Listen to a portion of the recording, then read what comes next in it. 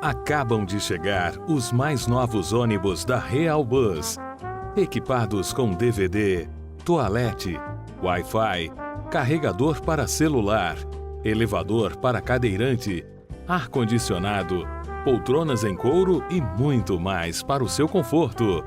Viaje com segurança e pontualidade em novos horários. Real Bus, transportando vidas e sonhos. Olá, telespectador do Opção para a Vida. Estamos juntos mais uma vez nesta manhã de sexta-feira, hoje 4 de maio. E o programa Opção para a Vida hoje estará trazendo mais uma mensagem que nós trouxemos e registramos em nossa igreja sobre o trabalho missionário. Qual é a responsabilidade nossa como cristãos quanto à realização da obra de missões? Hoje ouviremos a primeira parte desta mensagem. Eu acredito que Deus vai falar profundamente ao seu coração, principalmente diante da responsabilidade que nós temos. Jesus disse, vinde a mim, quando nós ainda não conhecíamos, vinde a mim todos vós. Depois que nós tivemos um encontro pessoal com Jesus, então ele disse agora, ide e pregai o evangelho a toda a criatura. Essa é a nossa proposta, esse é o nosso propósito de estarmos aqui neste veículo de comunicação para transmitir a você a mensagem que nós recebemos, a ordem de Jesus, ide e pregai o evangelho a toda a criatura. Com vocês, portanto, a primeira parte desta mensagem que nós transmitimos em nossa igreja.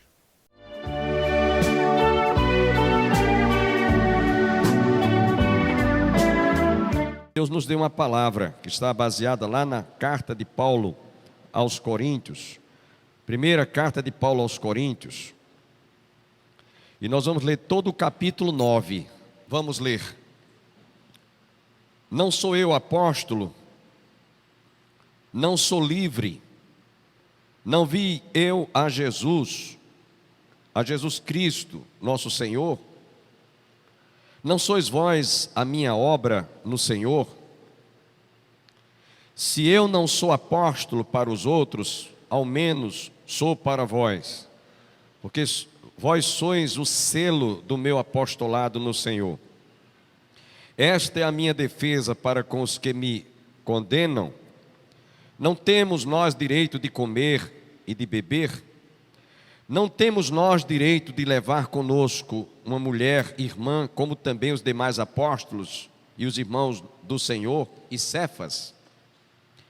Ou só eu e Barnabé não temos direito de deixar de trabalhar?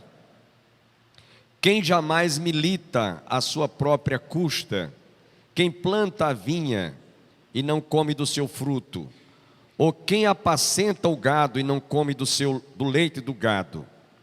Digo eu segundo os homens? Digo isso segundo os homens? Ou não diz a lei também o mesmo? Porque na lei de Moisés está escrito, não atarás a boca do boi que trilha o grão. Porventura tem Deus cuidado dos bois? Ou não o diz certamente por nós? Certamente que por nós está escrito, porque o que lavra deve lavrar com esperança, e o que debulha deve debulhar com esperança de ser participante. Se nós vos semeamos as coisas espirituais, será muito mais que de vós recolhamos as carnais? Se outros participam deste poder sobre vós, porque não mais justamente nós? Mas nós não usamos deste direito, antes suportamos tudo, para não pormos impedimento algum ao evangelho de Cristo. Não sabeis vós que os que administram o que é sagrado comem do que é do templo? E o que os que de contínuo estão junto ao altar participam do altar? Assim ordenou também o Senhor aos que anunciam o evangelho que vivam do evangelho. Mas eu de nenhuma destas coisas usei e não escrevi, isso para que assim se façam comigo, porque melhor Melhor me fora morrer do que alguém fazer vã esta minha glória. Porque se anuncio o evangelho, não tenho de que me gloriar, pois me é imposta esta obrigação. E ai de mim se não anunciar o evangelho. E por isso, se faço de boa mente, terei prêmio. Mas se de má vontade, apenas uma dispensação me é confiada. Logo, que prêmio tenho? Que evangelizando proponha de graça o evangelho de Cristo, para não abusar do meu poder no evangelho. Porque sendo livre para com todos, fiz-me servo de todos para ganhar ainda mais. E fiz-me como judeu para os judeus, para ganhar os judeus, para os que estão debaixo da lei, como se estivera debaixo da lei, para ganhar os que estão debaixo da lei, para os que estão sem lei, como se estivera sem lei, não estando sem lei para com Deus, mas debaixo da lei de Cristo, para ganhar os que estão sem lei. Fiz-me como fraco para os fracos, para ganhar os fracos. Fiz-me tudo para todos, para por todos os meios chegar a salvar alguns. E eu faço isso por causa do evangelho, para ser também participante dele. Não sabeis vós que os que correm no estádio, todos na verdade correm, mas um só leva o prêmio? Correi de tal maneira que o alcanceis. E todo aquele que luta, de tudo se abstém. Eles o fazem para alcançar uma coroa corruptível, nós, porém, uma incorruptível. Pois eu assim corro, não como a coisa incerta, assim combato, não como batendo no ar. Antes subjugo o meu corpo e o reduzo à servidão, para que pregando aos outros eu mesmo não venha de alguma maneira a ficar reprovado. Amém? Podem sentar. Eu gostaria de dar um tema a esta mensagem. E o tema que nós vamos dar, está aí, vocês já devem ler. Vamos ler comigo? Porque somos responsáveis pela missão da evangelização. Vamos dizer comigo, bem bonito. Porque somos responsáveis pela missão da evangelização. Nosso irmão Davi, quando orou agora à noite, eu observei que na oração dele estava bem voltada para essa questão da responsabilidade. E geralmente a gente pensa que a responsabilidade de pregar o evangelho e de evangelizar é uma missão só para o pastor, do pastor, porque ele é chamado, porque ele tem vocação, porque ele tem responsabilidade da missionária, do evangelista. Então são estes que têm, a responsabilidade de pregar o evangelho. Puro engano. Essa responsabilidade é de todos nós, não é de alguns, é de todos. A propósito, nós lemos este capítulo 9 todo, e eu quero dar uma explicação antes, porque nós lemos todo esse capítulo, e eu vou me deter apenas no versículo 16. O apóstolo São Paulo, ele estava enfrentando uma dificuldade muito grande na igreja de Corinto. A igreja de Corinto foi uma igreja que Paulo plantou, e ele tinha muitos filhos na fé, frutos do seu ministério. E naquela cidade havia muitos que se levantaram contra ele, fizeram resistência, alguns até desacreditavam do ministério que Paulo desenvolvia, que Paulo realizara, ao ponto de até dizerem: você não é apóstolo, porque você não foi contado entre aqueles que Jesus escolheu, você até se converteu muito depois que Jesus já tinha morrido e ressuscitado, você não é apóstolo coisa nenhuma. E muitos punham em dúvida o chamado, a vocação do ministério apostólico de Paulo. E foi por isso que ele começou a fazendo algumas perguntas no início deste capítulo. Não sou eu apóstolo? Não sou livre? Não vi eu a Jesus Cristo, Senhor nosso? Não sois vós a minha obra no Senhor? Então Paulo usou vários argumentos para mostrar realmente que ele tinha vocação, que ele tinha chamada, que ele era um apóstolo escolhido por Jesus. Lá no capítulo, inclusive, na mesma carta de Paulo aos Coríntios, no capítulo 15, versículos 9 a 12, ele diz inclusive que ele foi chamado como um filho nascido fora de época. Ele diz isso na primeira carta, no capítulo 15, versículos 8 e 9, porque eu sou o menor dos apóstolos, que não sou digno de ser chamado apóstolo, pois que persegui a igreja de Deus, mas pela graça de Deus sou o que sou, e a sua graça para comigo não foi em vão, antes trabalhei muito mais do que todos eles, todavia não sou eu, mas a graça de Deus que está comigo. Então, ele diz isso aqui para mostrar que ele realmente tinha. No verso 8 ele diz: e por derradeiro de todos me apareceu também a mim como a um filho abortivo. Então Paulo estava mostrando que ele realmente tinha convicção, ele tinha chamada, ele tinha ministério, ele era um apóstolo também, como os 11 que andaram com Jesus, inclusive Judas que o traiu a Jesus. Então Paulo está mostrando nesse capítulo 9, Paulo fez um esforço muito grande para provar a credencial dele como apóstolo. Ele não estava dizendo coisa que ninguém não tivesse conhecimento, todos tinham conhecimento. E ele está falando inclusive do encontro que ele teve pessoalmente com Jesus a caminho de Damasco. Então a preocupação dele é essa. E ele também fala nos versos 4 a 15 desse capítulo que eu li para vocês, que nós ouvimos, que ele poderia usar a mão de ter recurso, de usufruir do que o ministério oferecia àquele que é chamado, ser assalariado, ter o seu sustento, ter o direito inclusive de levar a sua esposa, de tê-la em sua companhia no seu ministério. Por isso que ele diz aqui, não temos o direito de levar conosco uma mulher. No caso ele estava se referindo à esposa dele. Paulo certamente, com certeza era casado, tinha esposa. Disse: eu não tenho direito de levar minha mulher comigo para fazer o trabalho de Deus, como os demais apóstolos. E os irmãos do Senhor, e Cefas, que também tinha esposa, era casado, e Tiago e tantos outros. Então Paulo, nesse capítulo 9, a preocupação dele era provar a credencial. Ele estava credenciado sim, por Deus, pelo Senhor, para fazer esse trabalho de evangelização, de pregação. E aí ele diz o seguinte: olha, independente de tudo isso que eu tinha de direito, e tenho de direito, eu quero dizer para vocês que eu prego o evangelho, porque eu me sinto com essa responsabilidade, eu me sinto com essa obrigação, independente de ter chamado, eu me sinto, ainda que eu não quisesse fazer, eu tenho isso dentro de mim, de pregar, de proclamar o evangelho, de dizer às pessoas o que Deus fez na minha vida, da transformação que Ele operou, que Ele obrou no meu coração. Hoje eu sou uma nova criatura. Em outras palavras, ele estava querendo dizer isso.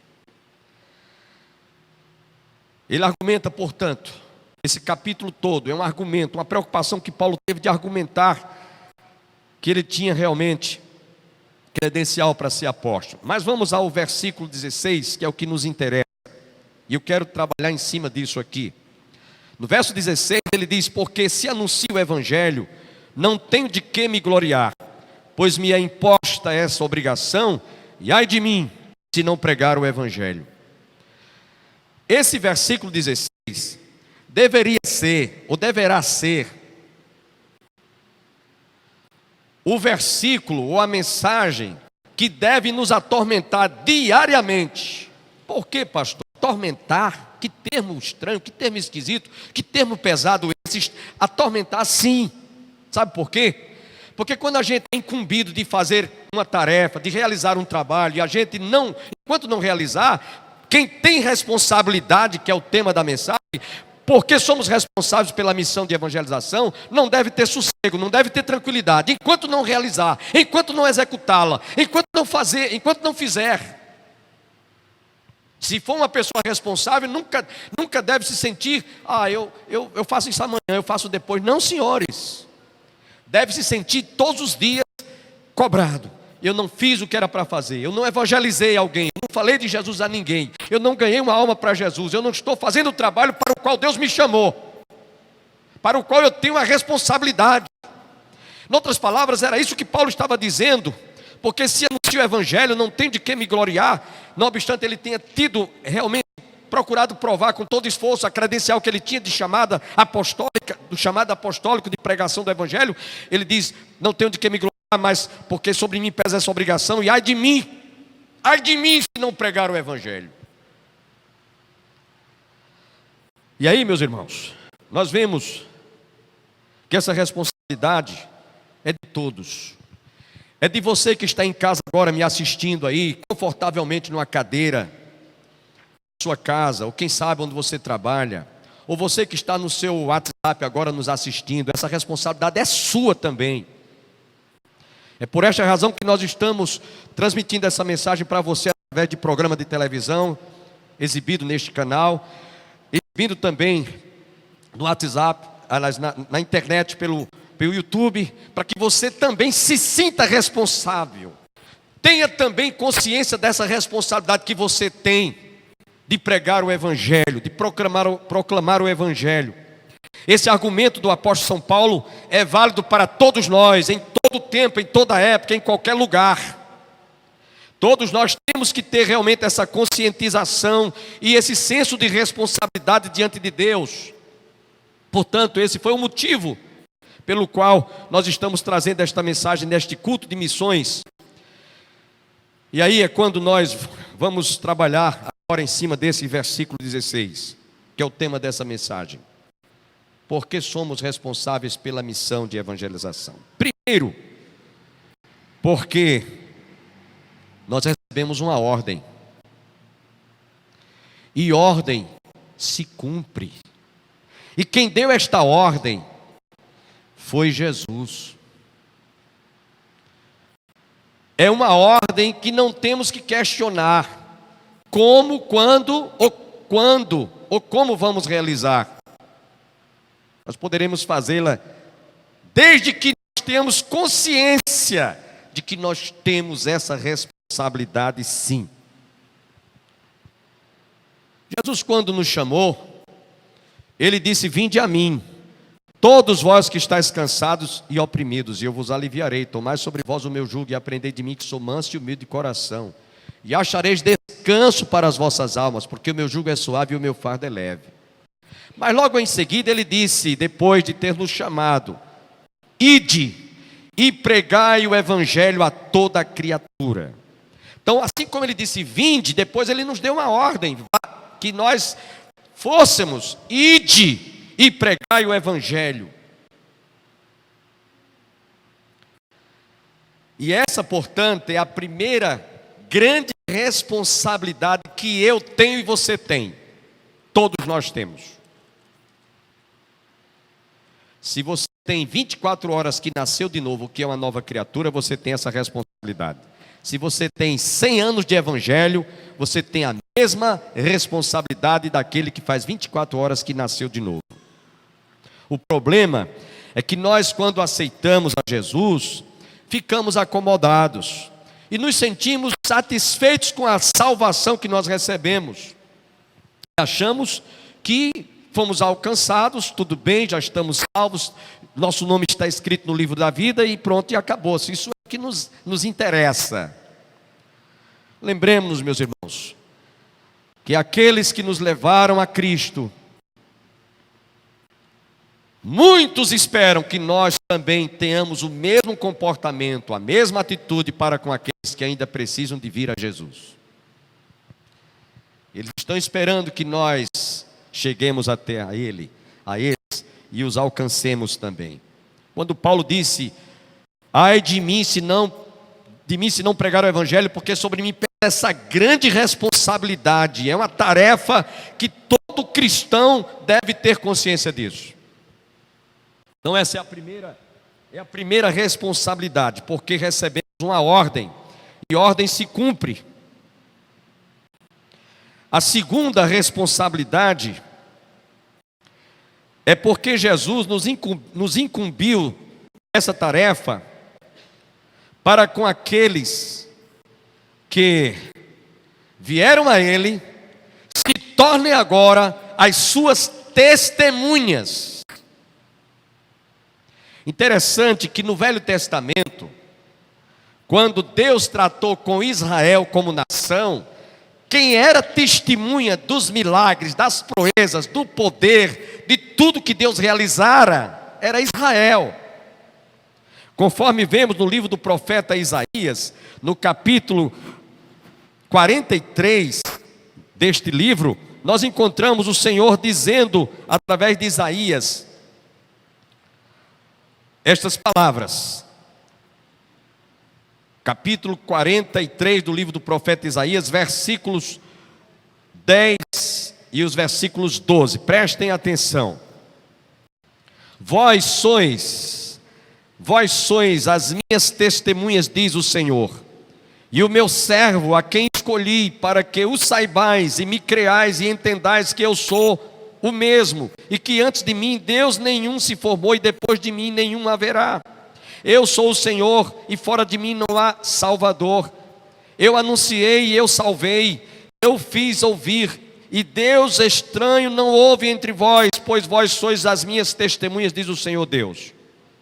Observe que no Velho Testamento, Deus se dirigiu à nação de Israel e constituiu o povo de Israel como suas testemunhas, para falar a todas as demais nações. Só que no Novo Testamento, hoje, Deus está tratando com a igreja. E foi Jesus quem disse lá, quando esteve, antes de partir, falando para os apóstolos, para os discípulos, todos quantos estavam se despedindo dele. Nós encontramos, inclusive lá em Atos dos Apóstolos, quando Jesus estava sendo assunto aos céus. Ele diz: ficai em Jerusalém, até que do alto sejais revestidos de poder, e depois ser-me-eis testemunhas, tanto em Jerusalém, Judeia, Samaria e até os confins da terra. Então ele incumbiu a mim e a você para sermos suas testemunhas. E nós temos essa responsabilidade de sermos suas testemunhas. Se no Velho Testamento foi para Israel, no Novo Testamento é para a igreja. E nós temos essa responsabilidade para testemunharmos de Jesus aqueles que ainda não conhecem. Por isso que nós denominamos o tema desta mensagem, porque somos responsáveis pela missão da evangelização. Primeiro porque Ele nos deu uma ordem, ide. E depois porque Ele incumbiu a que nós fôssemos suas testemunhas. E aí eu pergunto, você está testemunhando do que Jesus fez na sua vida? Você tem falado de Jesus às pessoas que ainda não o conhecem?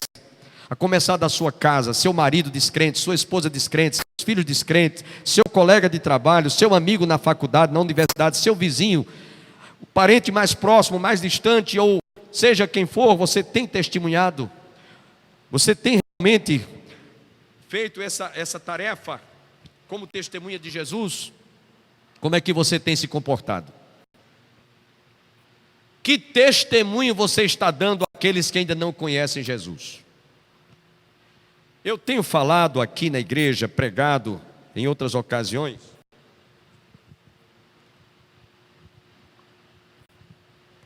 que há muita gente que ao invés de dar um testemunho do que Deus fez na sua vida, estão dando um testemunho. É que eu junto as duas palavras, triste com testemunho, aí forma-se testemunho. Sabe por quê? Porque não estão vivendo o evangelho, não estão pregando o evangelho, não estão dando um testemunho positivo. Testemunho é negativo, é triste, é vergonhoso. Vós sereis minhas testemunhas, disse Jesus. Então essa é a segunda grande responsabilidade que nós temos. Jesus lá em Lucas capítulo 10, verso de 1 a 12, ele chamou 70 homens e distribuiu de 2 em 2 para que eles fossem testemunhas por onde haveriam de passar. E foram formados o grupo de 35 duplas. Aqueles 70, quando eles voltaram, trouxeram um relatório maravilhoso. Nós vemos os demônios serem expulsos, muita gente sendo curada. Jesus diz: alegrai-vos, não porque os espíritos se vos submetem, mas porque os vossos nomes estão escritos no livro da vida. Que testemunho você está dando àqueles que ainda não conhecem Jesus? Então essa é a segunda grande responsabilidade. Você está exercendo essa responsabilidade aonde você exerce alguma atividade? Você tem realmente cumprido a missão de Jesus? Você tem ido e falado de Jesus àqueles que ainda não o conhecem? Você tem testemunhado? Pensa nisso. A terceira grande responsabilidade que nós temos missão de evangelização é porque muita gente não sabe o valor de uma alma. Mas Jesus disse que uma alma vale mais do que o mundo inteiro.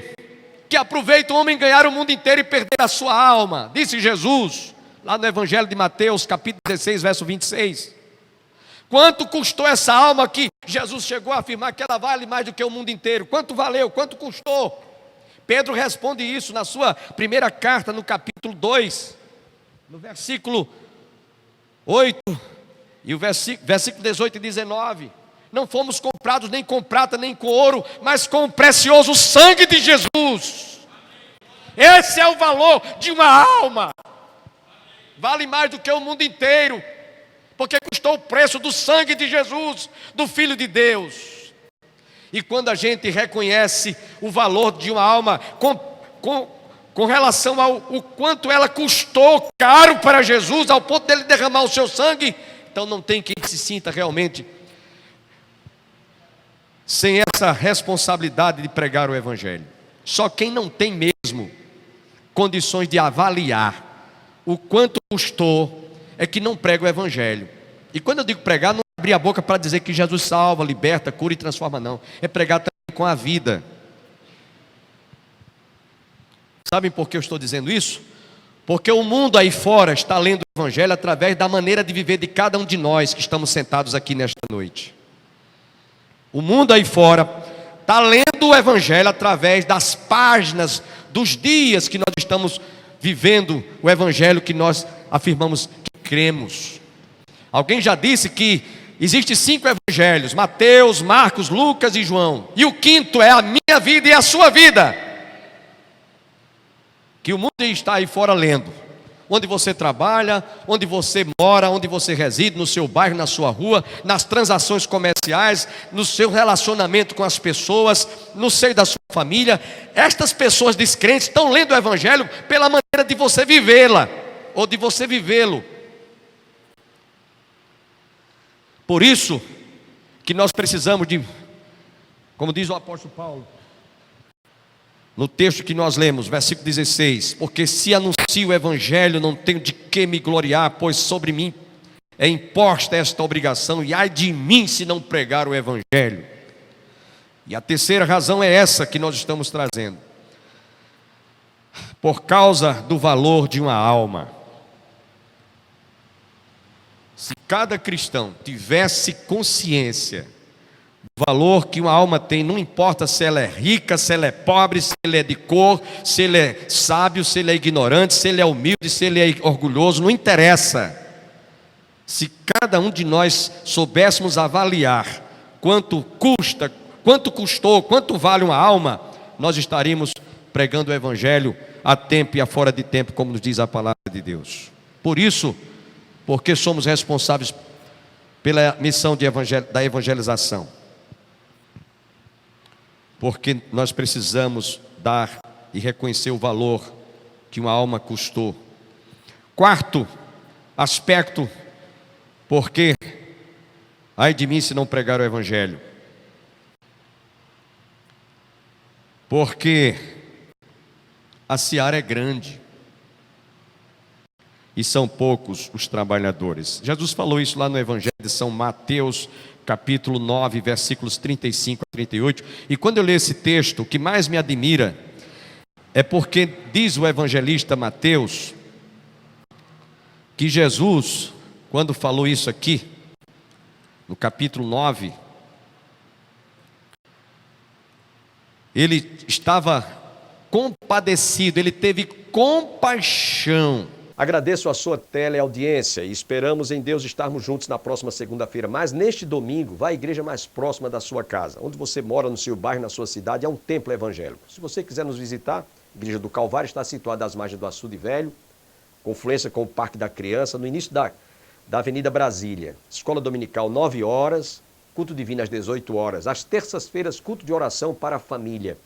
E, à noite, às 18 horas, culto divino.